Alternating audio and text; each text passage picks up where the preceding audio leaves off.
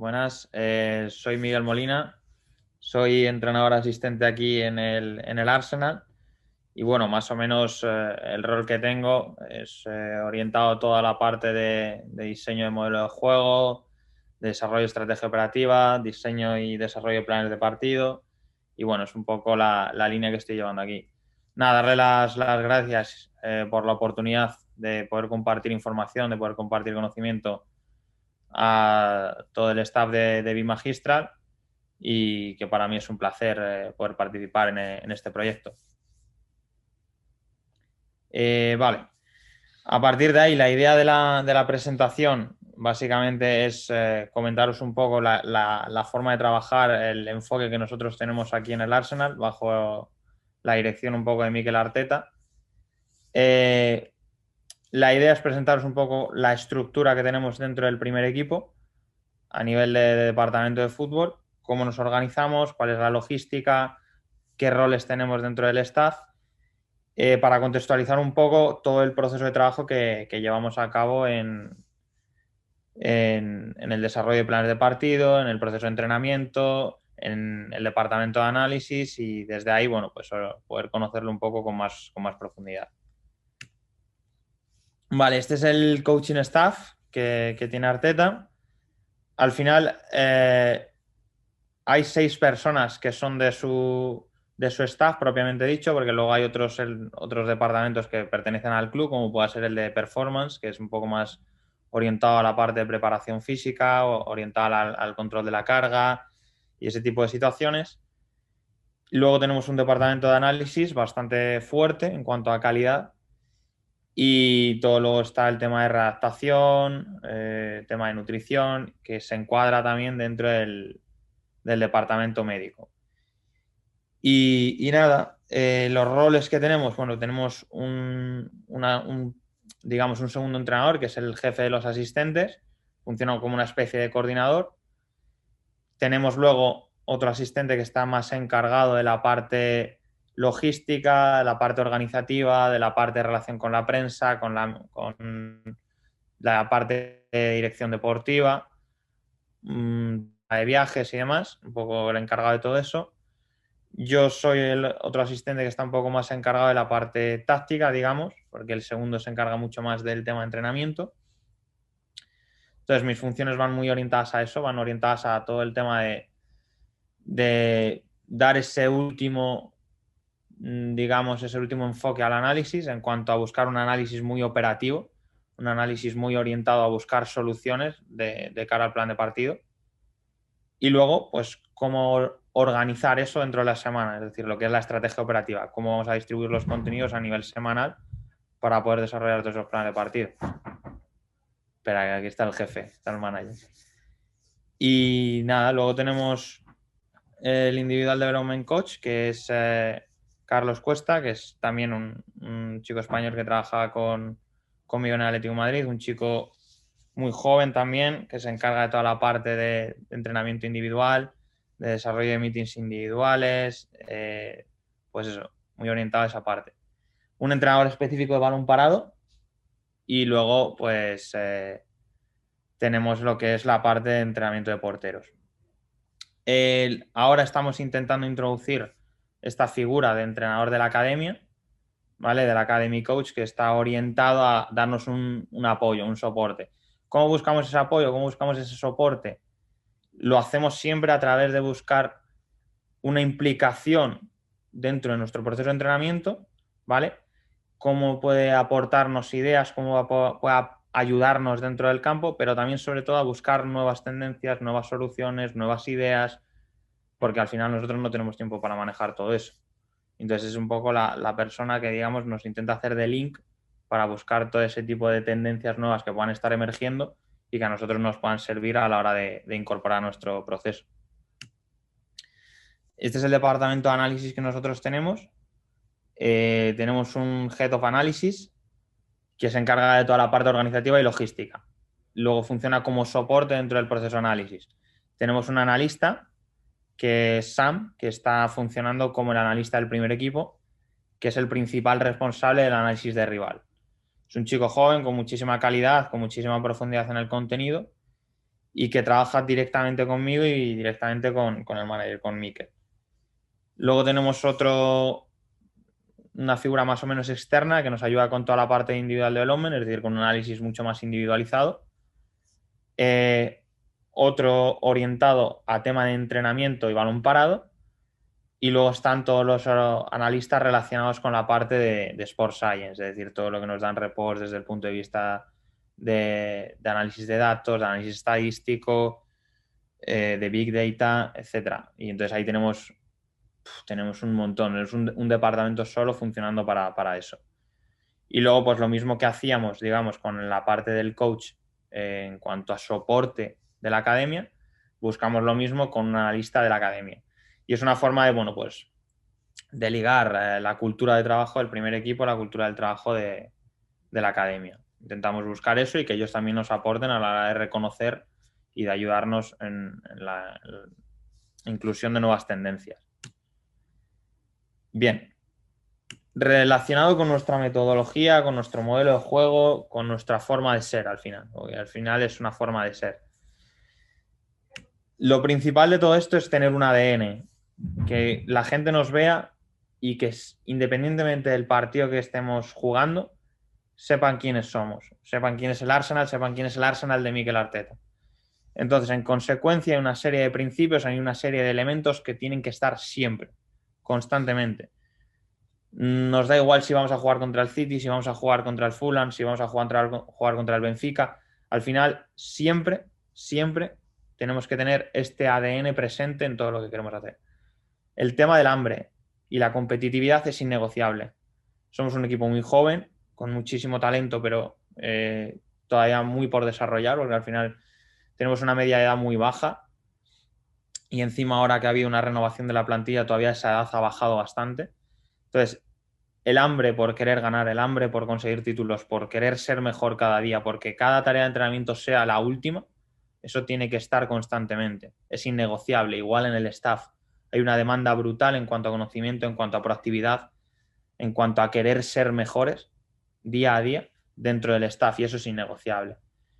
Queremos ser un equipo que se caracterice por tener un ritmo muy alto, muy, muy alto en todo lo que hace, tanto con balón como sin él. Y a partir de ahí buscamos dar riqueza a la figura del liderazgo. Donde hay un bloque de gente tan joven, al final tienen que emerger líderes. Puede que los tengamos, puede que los construyamos o puede que los tengamos que comprar. Pero en este caso es necesario que emerjan ese tipo de figuras para poder conducir una cultura, para poder conducir un proceso. Cuando no tenemos la pelota, bueno, con respecto a los códigos de colores, cuando veáis cosas en rojo es porque es la parte defensiva, cuando veáis cosas en azul es la parte ofensiva y lo morado tiene que ver con transiciones, ¿vale? Entonces, ¿qué es innegociable cuando no tenemos la pelota? Intentar defender siempre hacia adelante, intentar ser agresivo, intentar ser protagonista sin balón, ir hacia campo contrario con la intención de querer ser protagonistas. Principio básico del juego, ser compactos. Si nosotros queremos apretar muy arriba, pero no somos compactos, nos estamos pegando un tiro en el pie. Si nosotros queremos apretar arriba, tenemos que ser muy compactos en la estructura, tenemos que ser muy compactos en el equilibrio entre líneas y desde ahí siempre tenemos que viajar juntos, independientemente de la altura que acabe manejando el bloque. Y luego, por demandas del juego, queremos ser un equipo que sea cómodo en nuestro campo, que esté cómodo, que no esté nervioso a la hora de encontrarse en campo rival, en campo propio, la parte defensiva. Cuando estemos en un bloque bajo, estemos cómodos, estemos a gusto, estemos organizados, siempre manteniéndonos compactos, pero siempre con la intención de ir arriba. Evidentemente, por la naturaleza de nuestros jugadores, de por sí somos una amenaza real en contraataque casi siempre, pero buscamos siempre darles herramientas, darles mecanismos para que esa amenaza sea todavía mayor, ¿no? Cuando no la tenemos, ¿qué buscamos? Jugar hacia adelante, ser vertical. Si podemos hacer gol en 3 pases, mejor que en 25. Ahora, no vamos a intentar atacar en 3 pases de manera constante. Cuanto más rápido vaya la bola, más rápido nos va a volver. Y aquí en la Premier es un contexto que nosotros tenemos que manejar mucho, el control de las transiciones. Y para eso es importante que ese play forward, ese jugar hacia adelante, esté contextualizado dentro de una buena estructura. Si no, al final, de la misma manera que no éramos compactos sin balón, si no somos compactos con balón, tenemos muchos problemas. Ser dominantes, y para eso dos cosas clave. Distancias cortas de relación, no buscamos jugar en distancias largas de relación, y regla de los 4. Regla de los 4 quiere decir que como mínimo dentro del bloque tiene que haber 4 alturas y como mínimo 4 jugadores dentro. Entonces muchas veces buscamos generar 4 o 5 alturas dentro del bloque para poder escalonarnos bien, para mantener esas distancias cortitas y desde ahí 4 o 5 jugadores dentro. Es lo que buscamos de manera sistemática para poder dar rienda suelta a todo ese juego de posición que nosotros queremos proponer, ¿no? Al final buscamos situaciones de rotación, situaciones de estabilidad posicional dentro de una estructura, pero para eso tenemos que ser muy claros en lo que queremos hacer. Y luego la última parte que tiene que ver con estructura y movilidad, que es la que hemos hablado ahora, que al final se trata de buscar y dar libertad al jugador dentro de esa estructura. ¿Cómo organizamos nosotros el modelo? Vale. Nosotros establecemos una serie de momentos de juego y dentro de esos momentos de juego una serie de hábitos, de principios, de fundamentos, como lo queramos llamar. ¿Qué pasa? Que esos hábitos al final son universales, es decir, todos tenemos que manejar esos hábitos, todos tenemos que manejar esos fundamentos independientemente de la posición que tenga, independientemente de la estructura, de la situación, del contexto, nos da igual. Al final es una cuestión de respetar los principios fundamentales del juego, ¿no? Dentro de esos momentos del juego establecemos unas situaciones, ya sean inicios, ataques posicionales, ataques verticales en espacios abiertos, situaciones de ataque posicional a un bloque bajo, presión alta, todo ese tipo de situaciones que van relacionadas a diferentes momentos del juego. Y entonces dentro de esas situaciones establecemos unas estructuras y unos patrones determinados de juego. Bien. Eso es lo que da sustento a todo nuestro modelo, a que dentro de cada estructura, que dentro de cada pattern que nosotros busquemos, pues lo vayamos a operativizar a nivel de entrenamiento. Y bueno, luego toda la parte de individual que tiene que ver con conceptos posicionales está muy relacionado con el rol que habíamos hablado antes del Individual Development Coach, que busca al final reconocer de alguna manera cuáles son los conceptos clave en cada una de las posiciones para orientar un poco todo el proceso de trabajo. Vale, este es un vídeo en el que más o menos se ven un poco nuestros principios, ¿vale? Hay ejemplos buenos, hay ejemplos malos. Se ven un poco situaciones de presión alta, cómo la orientamos nosotros. Buscamos muchas veces saltos con extremos a centrales para orientar la presión hacia adentro, marcajes de anticipación en línea media para desde ahí favorecer la transición hacia adentro. Bueno, un poquito de principios que nosotros podamos aplicar, cómo ajustamos los saltos fuera. Como veis, al final, el principio de ser compactos lo intentamos mantener hasta el final. Vamos con la línea muy alta, mantenemos bien las distancias de relación, buscamos muchas referencias al hombre. Entonces, bueno, pues desde ahí intentamos aplicar los principios. Una vez que recuperamos, intentamos llevar siempre, cuando hacemos situaciones de contraataque corto, lado débil, principio lado débil, es decir, recupero y busco diagonal hacia adelante. Esta, por ejemplo, es una situación en la que vamos igual muy agresivos, pero nos sale mal, porque en esa situación de estar... Ahí buscamos salto con el jugador de última línea, vemos que buscamos referencias otra vez al hombre en última línea, una situación muy a pares en presión alta, buscamos situación de anticipación, pero cuando tú pierdes un duelo con referencias tan al hombre, te alargan las secuencias y te giran la presión, nos encontramos ya en una situación de reorganización defensiva que a nosotros nos puede hacer mucho daño. A pesar de que aplicamos más o menos bien los principios de reorganización defensiva, nos pueden hacer goles. Entonces, a pesar de que intentas mantener de alguna manera la identidad, muchas veces esa identidad acaba por provocarte situaciones en las que haces gol y en las que te hacen gol, ¿no? Entonces, al final es una situación complicada. el respetar nuestros principios, el respetar nuestra estructura, nuestra identidad, eso al final acaba provocando cosas buenas y cosas malas. Eso es parte del proceso, es parte de algo que tenemos que optimizar, pero es algo que para nosotros es innegociable. Es decir, siempre vamos a intentar buscar ir alto, siempre vamos a intentar buscar construir ventajas desde la posición de la pelota, desde ir a buscar atacar la siguiente línea y desde ahí intentamos construir, ¿no? Eso es un poco lo que refleja nuestra identidad. Aquí vemos igual el mismo ejemplo. Este es el día que jugamos contra el Liverpool, la Supercopa de aquí en Inglaterra, la Community Shield. Es una situación de inicios de portero. Aplicamos mucho los principios, por ejemplo, 4-2-2-2, montándolo asimétrico con dos jugadores aquí en los cuadrados, con dos jugadores fijando en última línea. Intentamos atacar los saltos del Liverpool con los interiores dentro y extremos a centrales, metiéndoles situaciones de 3 alturas por fuera. Por ejemplo, aquí buscamos este salto al interior, bajamos al lateral para provocar el salto del lateral alargándole y desde ahí atacarle 3 alturas fuera al espacio. Y ahora, bueno, en el ataque vertical uno de los principios básicos que nosotros tenemos es girar 2 veces. Hemos encontrado una situación fuera de ventaja, tenemos que ir a buscar la siguiente, que está en el otro pasillo. Igual, desde ahí, bueno, pues metimos ese gol, nos valió para ganar la Supercopa. Esto es el día del City en la FA Cup. Vale lo mismo. Al final, buscamos de la misma manera aplicar el mismo principio. En este caso, lateral se equivoca porque va a buscar una situación dentro, pero vamos a lo mismo, a buscar un cuadrado dentro para mantener esa regla de los 4. 3 alturas en el otro lado, haciéndolo asimétrico.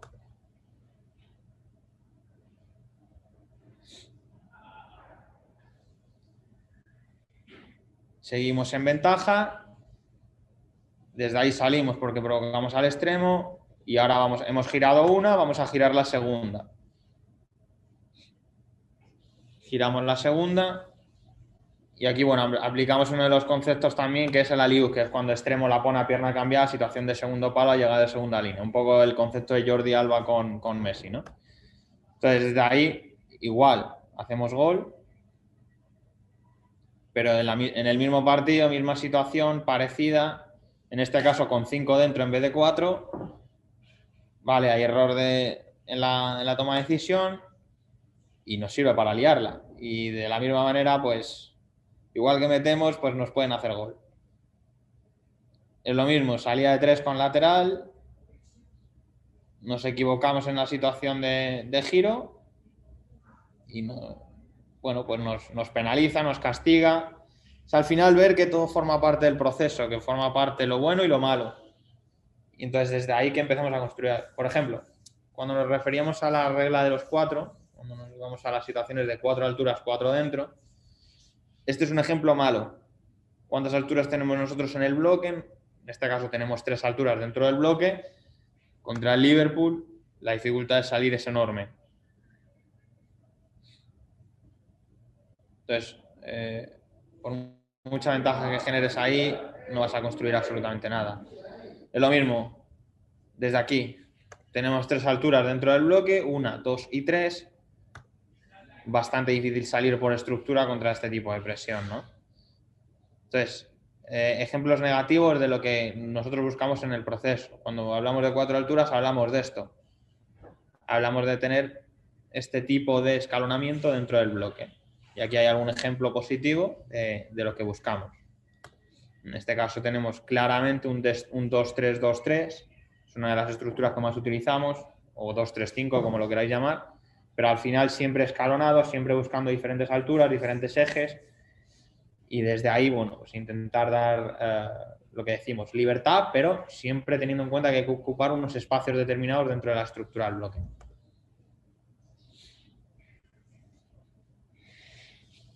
Entonces, bueno, aquí se ve más o menos lo mismo. Cómo ataca lateral dentro, en los giros, cómo buscamos luego la situación de amplitud por fuera con el extremo para 1 contra 1. Bueno, secuencias que al final, bueno, este día acaba en gol contra el Sheffield United. Igual que no se haga demasiado largo. O al principio de Final Third usar al 9 para llegar a la esquina. Aquí lo mismo, en vez de hacer línea de 3 con lateral, estamos haciendo línea de 3 con medio centro lateralizado por fuera y el lateral entra adentro. Vale. Pero seguimos respetando el principio de las 4 alturas. Tenemos 1, 2, 3 y 4. No nos vamos a un 3-1-6 que lo que hace es alargarnos las distancias de relación demasiado, que no tenemos esa capacidad para encontrar ese tipo de pases, que nos expone mucho para la transición y al final nos implica muchos problemas, ¿no? Entonces, bueno, lo mismo, es decir, ese tipo de secuencias que a nosotros nos sirvan pues para ir progresando en el juego. Acaba en gol, pero vamos, es prácticamente lo mismo. La clave de todo esto es cómo lo operativizamos luego, ¿no? Supongo que el que haya leído un poco de periodización táctica le sonará todo esto, pero al final es la realidad de nuestro día a día, es decir, nos basamos en esos principios de forma inconsciente prácticamente, sin decir estamos entrenando periodización táctica, nos basamos en la idea de esos principios. Esa repetición sistemática, esa alternancia vertical y horizontal, ¿de acuerdo? Dentro de la sesión y intersesión, digamos. Uno de los principios más importantes que nosotros tenemos es variabilidad, adaptabilidad. Quiero decir, hay muy pocas situaciones de entrenamiento que sean parecidas. Podemos hacer una técnica colectiva, podemos hacer una evolución, pero siempre dentro de esa evolución vamos a repetir muy poco un patrón determinado. Siempre vamos a cambiar un salto, siempre vamos a cambiar una ubicación. Ahora el que rota es este, ahora el que rota es el otro, ahora no me saltan. Es decir, siempre buscamos dar variabilidad a todo ese proceso de entrenamiento, porque al final, por naturaleza de los jugadores, muchas veces con decirlo 2 veces, ellos ya entienden. Bien. Ahora, la cosa es que lo entiendan dentro del contexto de juego. Que entiendan que si me salta un extremo a central, yo tengo que atacar ese salto por fuera con alguien que se mueva fuera. Ya sea un interior, ya sea un medio centro, sea un lateral que está en esa altura porque hemos lateralizado un medio centro y el extremo está fijando al lateral y entonces no me pueden defender esa situación porque hay una fijación. Entonces, ¿cómo jugamos con eso para desde ahí buscar variabilidad, buscar adaptabilidad, pero sin perder repetición y especificidad? Porque muchas veces es jugar con esto, ¿no? Es decir, ¿qué quiero? ¿Que mi entrenamiento sea específico y en consecuencia más variabilidad? ¿O yo quiero que en mi entrenamiento haya más propensión, haya más repetición? Vale, entonces tienes que jugar con esa balanza. Porque cuanta más repetición haya en tu entrenamiento, menos específico va a ser.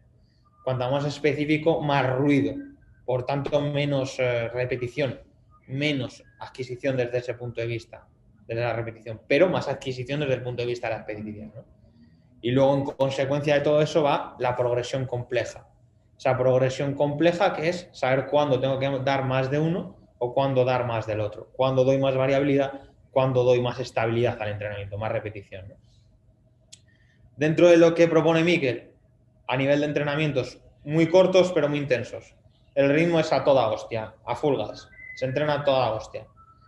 El deseo por querer entrenar, el deseo por competir, el deseo por querer ser mejor es algo innegociable, es algo que hemos trasladado desde el principio, que tiene que ir en nuestra identidad. La competitividad, es decir, sea un partido, un juego de posición, un juego de situación, una evolución, todo tiene competitividad. Todo. O sea, una técnica colectiva vamos a intentar meterle un contexto competitivo. A un juego de posición, lo mismo. No sé cómo será el medio de puntuación, pero en todo se compite. Calidad versus cantidad, ya lo hemos hablado antes, siempre nos vamos a ir mucho más a la parte de calidad, a la parte de especificidad, ¿verdad? Jerarquizar es algo que yo he aprendido este año aquí en el Arsenal, porque el contexto, el calendario te obliga a jerarquizar. Tú puedes preparar un plan de partido que sea la hostia, en el sentido de decir, joder, lo tengo todo, pero ahora tienes un día, es que no es ni un día, es medio día para entrenar porque al final vienen de otro partido, tienen que recuperar, no pueden entrenar a full gas, tienen que entrenar prácticamente andando y en consecuencia dices, ¿qué priorizo? ¿No? ¿Qué jerarquizo? Porque no puedo hacer todo. Entonces con eso hay que saber jugar muy bien. El entendimiento del juego, o sea, los entrenamientos nuestros, yo creo que muchas veces los jugadores salen de él diciendo que tienen que leerse un libro, una telenovela o algo de eso, porque necesitan mucho proceso cognitivo hasta que automatizan, hasta que eso se vuelve subconsciente, como para poder entender lo que queremos a nivel de juego. Y luego de ahí cómo individualizamos. Diferentes formas de individualizar, ¿no? Diferentes, podemos hacer previo entrenamiento, post-entrenamiento, trabajos más individuales, que es el rol del chico que os he comentado antes. Pero dentro del contexto colectivo, dentro de lo macro, cómo focalizamos en lo micro, cómo focalizamos en el detalle, ¿no? Es decir, si va a ser a través de reglas, si va a ser a través de nuestra intervención, cómo lo orientamos. Y eso es un elemento de debate muy, muy rico en nuestras reuniones de staff. ¿Cómo vamos a individualizar hoy la adquisición de determinados comportamientos para este jugador? ¿Sí? Lo vamos a hacer a través de constreñimientos, lo vamos a hacer a través de feedback que nosotros damos, un entrenador que está solo pendiente de la aplicación de ese concepto, de ese principio, ¿cómo lo vamos a orientar, ¿no? Ahora vamos un poco más a lo que es mi rol, ¿no? A lo que es más específico de planes de partido. Y antes de meterme con planes de partido, me meto con la periodización táctica de la semana o la estrategia operativa. Como aquí en Inglaterra no lo llaman estrategia operativa, pues tactical periodization. Pero no tiene nada que ver con la metodología como tal, ¿vale? Entonces, lo que intentamos planificar es qué meetings vamos a hacer durante la semana, qué contenidos van a tener, si las vamos a hacer por grupos, si las vamos a hacer individuales, cuántas meetings de todo el equipo vamos a hacer. Y desde ahí establecemos diferentes bloques dentro de la sesión. Más o menos las sesiones son muy parecidas, cambia un poco la dinámica, si es más intensiva, extensiva, de tensión, de duración, de velocidad, me da igual cómo lo queramos llamar, pero la idea de las sesiones es prácticamente la misma, es decir, siempre hacemos calentamientos o activaciones muy orientadas ya al juego, es decir, nosotros si tenemos una hora de entrenamiento es una hora de juego, no hacemos nada desde el punto de vista de trabajo condicional aislado, para eso hacen trabajo de gimnasio antes o trabajo después, pero si hay una hora de campo es una hora de campo y todo es juego. En consecuencia, todas las situaciones de calentamiento van orientadas a la adquisición de hábitos que tenemos dentro del modelo, que es lo que hablamos antes, por ejemplo, cómo defender una pared, cómo evitar un centro lateral, cómo defender en una intermedia, cómo hacer una trayectoria de presión, independientemente del modelo, independientemente de la estructura, ¿vale? Buscamos también, a lo mejor, situaciones un poco más específicas dentro de los calentamientos, depende del día. Si vamos a aumentar de 3 con lateral, cómo vamos a atacar el salto del extremo al lateral, si hundimos a un medio centro fuera, le lateralizamos, cómo hacemos ese 3+2, quién lo va a ocupar, si lo va a ocupar el lateral dentro, si lo va a ocupar el 10 que se baja, cómo es esa relación. Bueno, pues intentamos construir ese tipo de relaciones desde un punto de vista más analítico. Y luego nos llevamos a una parte un poco más de juego, más desde el punto de vista situacional. Entonces, juegos de posición, juegos de situación. Juego de situación, la diferencia con el juego de posición es que hay orientación desde el punto de vista de porterías. En el juego de posición tenemos orientación, pero en el juego de situación tenemos porterías. Entonces, el 90% de las tareas que hacemos son juegos de situación. Ya no es por nada, sino por características y contexto del calendario. Entonces, desde ahí lo que intentamos es especificar muy bien la situación de juego que queremos. Es decir, hoy vamos a trabajar situaciones de build-up o ataque posicional ante presión alta. Presión alta con extremos saltando a centrales, ¿vale? Orientando hacia adentro. ¿Vale? ¿Cómo vamos a buscar esa situación? Nosotros planteamos la situación y desde ahí buscamos que emerjan soluciones por parte de los jugadores.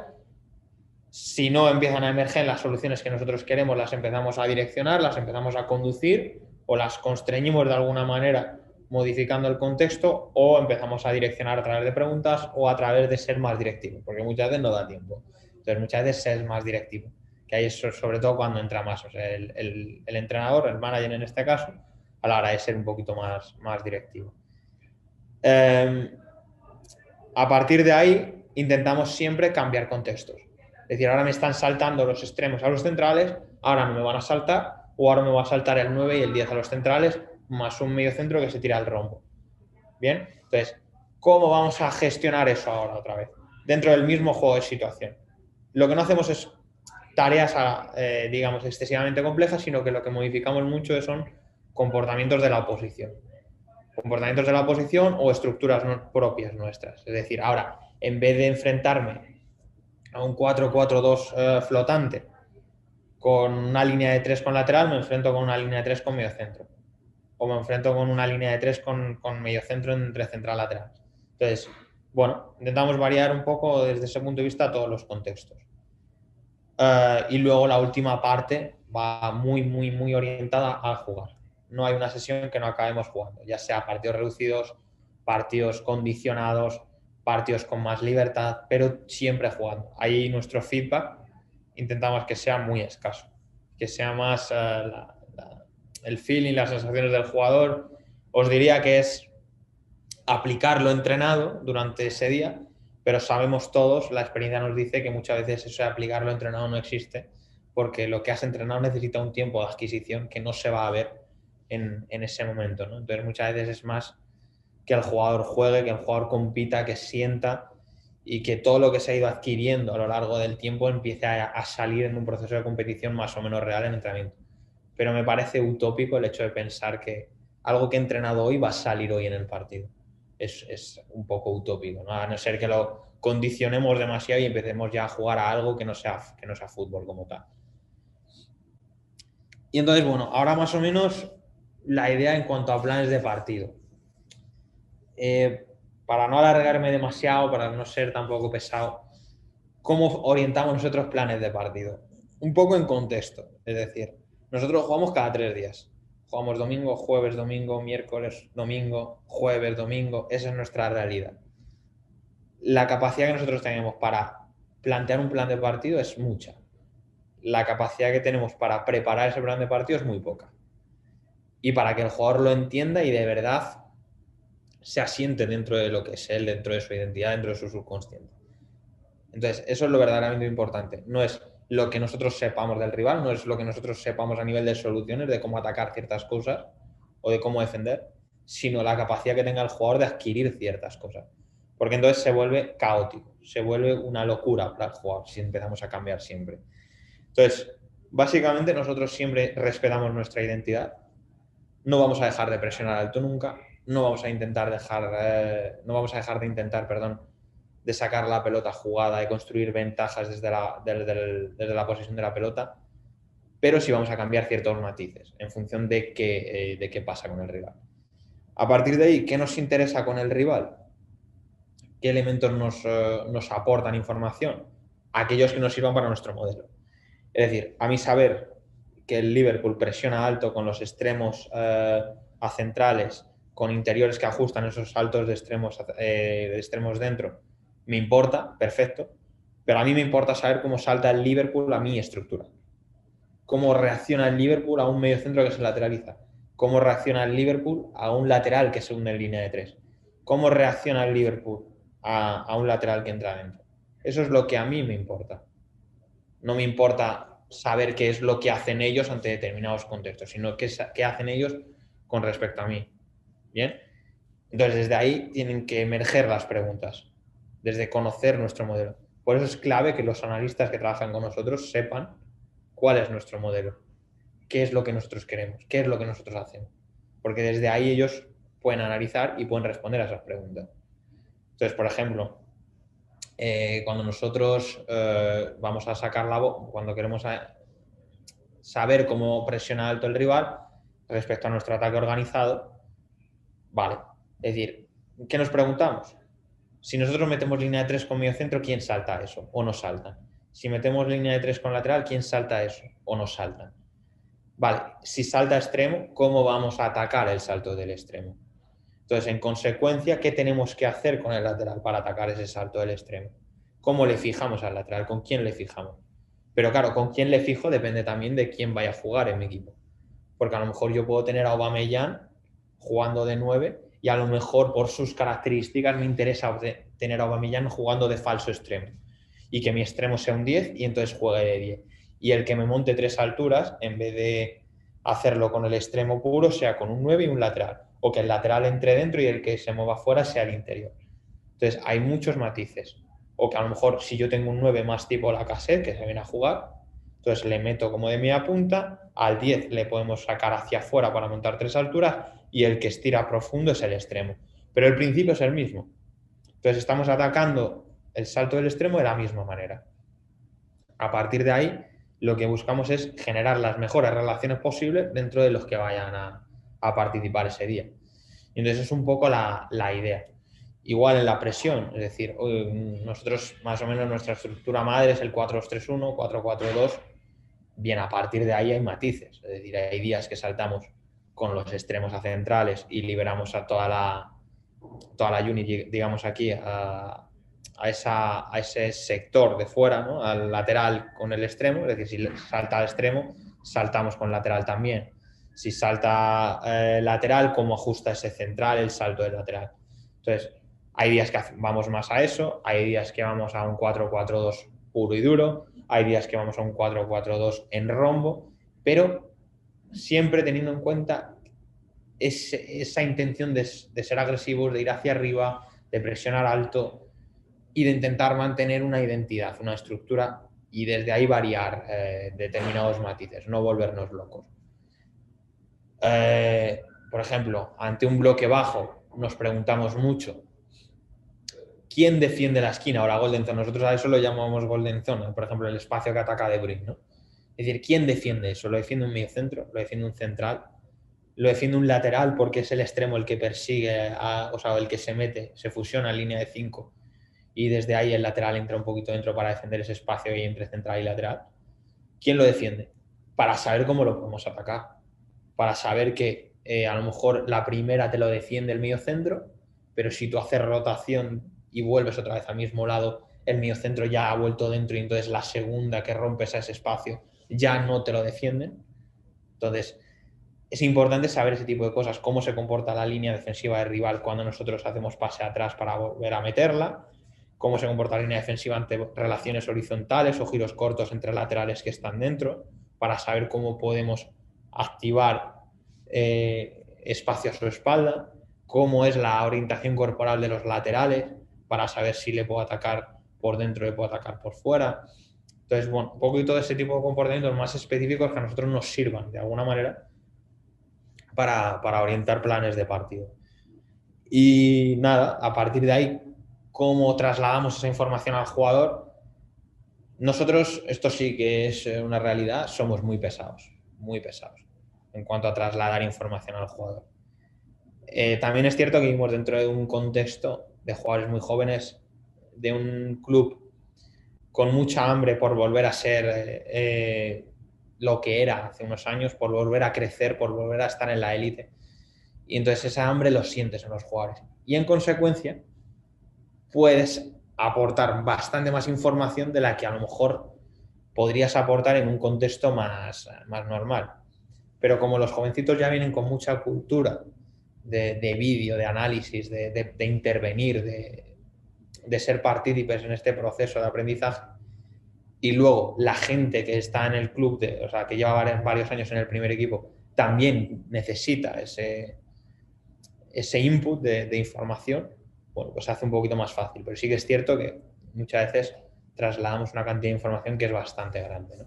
Hacemos muchas reuniones individuales. Ahí estaba este chico haciendo ahora una con 2 jugadores. Hacemos muchas reuniones por grupos, ya sea por líneas, ya sea por units, digamos, por ejemplo, lo que hemos hablado antes, la unit de fuera. Ya sea pues, reuniones más colectivas, pero hacemos muchísimas reuniones.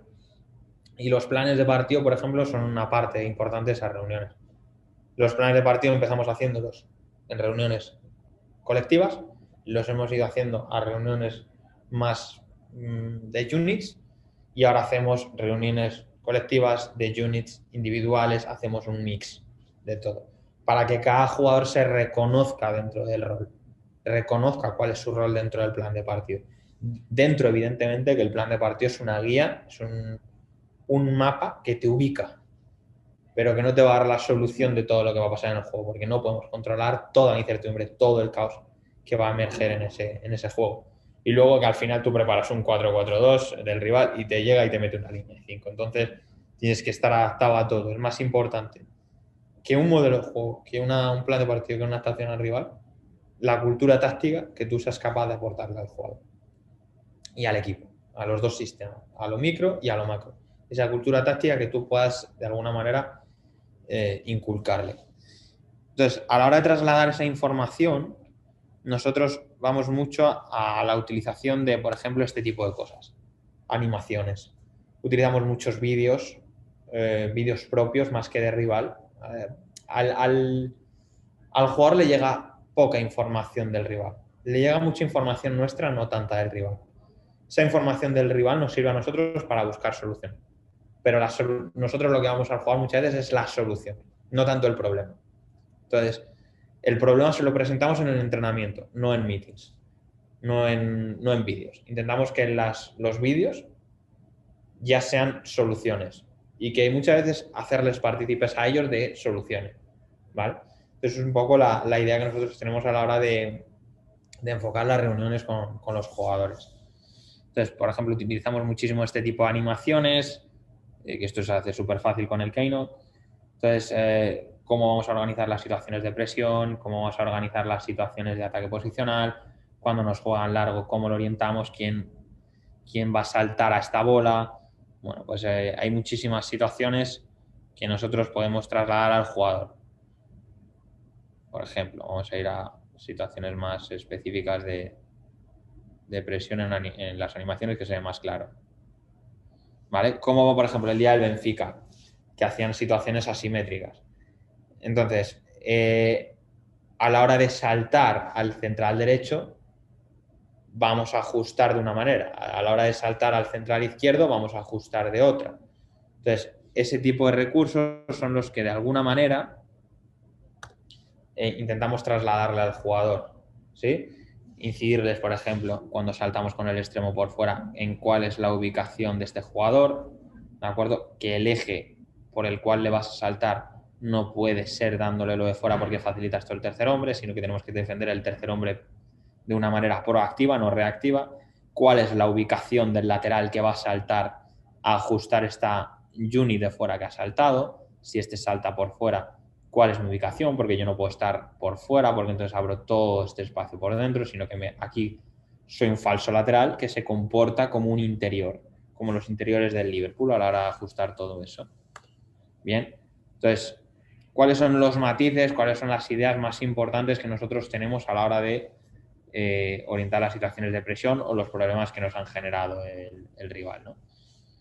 Por ejemplo, aquí vemos esta situación de nuestro extremo izquierdo de Smith Rowe, cómo sus pasos se desajustan y no se alinean con rival y en consecuencia te abren todos estos espacios dentro.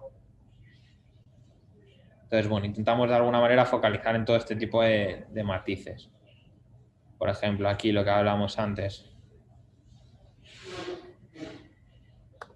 Cuando la bola la tienen los mediocentros, como mi mediocentro no puede estar en anticipación, ¿de acuerdo? No puede estar en un eje más externo que el mediocentro porque entonces abro todos los espacios de dentro y en consecuencia me expongo a ataques verticales. Entonces, depende un poco de dónde esté la bola, cuál es mi rol, ¿vale? A ver, esta es la situación izquierda. Por ejemplo, le planteamos esta situación. Este chico que empieza a hacer apoyos cruzados, ¿vale? Empieza en un pasillo y va a acabar en pasillos contrarios. ¿Por qué? Porque está atacando el salto de nuestro mediocentro. Va a perseguir su sombra, ataca su salto. ¿Cómo solucionamos esta situación? ¿Quién la soluciona? La soluciona, y entonces esa pregunta se la hace al jugador. ¿Quién la soluciona? La soluciona este central, que es el libre, la soluciona el otro mediocentro, que es el que le ha abandonado y estaba la bola presionada y a lo mejor tú eres el que tienes que perseguir. Entonces, simplemente es intentar buscar de ahí cuáles van a ser las soluciones que nosotros vamos a aportar al jugador. Que sean ellos mismos, de alguna manera, los que las descubran. Ahora, por ejemplo, en situaciones de ataque. Aquí, en situaciones de ataque. Por ejemplo, este día que le queríamos meter esta estructura al Benfica, entonces queríamos meterle dos falsos 9, digamos, y que nuestro hipotético 9 se comportase como extremo. Entonces, desde ahí emergen todas estas relaciones. Esta es la estructura madre, digamos, y desde ahí, bueno, pues En consecuencia, emergirán este tipo de relaciones. Que si medio centro lateraliza, el lateral entra adentro. Montamos esta situación de 3 alturas por fuera y entonces somos un poco asimétricos. Entonces, cada uno que se reconozca dentro del rol. ¿Qué puede emerger aquí? Pues que el 3 esté donde el 11, que el 11 esté volcado sobre el 4 y entonces es el 10 el que se viene a hacer el rol del 3. Entonces, el principio es el mismo, pero digamos, cambiamos los números, cambian los nombres, pero los espacios que queremos son los mismos. Aquí a lo mejor, en vez de ser el 2 el que se viene aquí, es el 9, entendiendo el 9 no como un 9 puro, sino como un media punta, ¿vale? Que habíamos puesto aquí. Es el 9 el que se viene aquí, el 2 el que va profundo y el 7 el que entra al cuadrado, ¿no? Entonces, bueno, diferentes situaciones. Está, por ejemplo, cuando hundimos a lateral, cuál es el rol de cada uno. O sea, al final prácticamente lo mismo. Cómo atacamos el salto del extremo con el interior o el media punta o el falso 9 yéndose hacia afuera. Entonces, bueno, esta es un poco la orientación en cuanto a la dinámica de planes de partido. No tenemos mucho más. Esto es lo que le trasladamos al jugador. Esto es la información que nosotros le damos, más todo el apoyo de imágenes que hay dentro de estas meetings. Y nada, con esto, más o menos yo creo que se puede dar por terminada la intervención, la ponencia. Y nada, cualquier duda, cualquier cosa, pues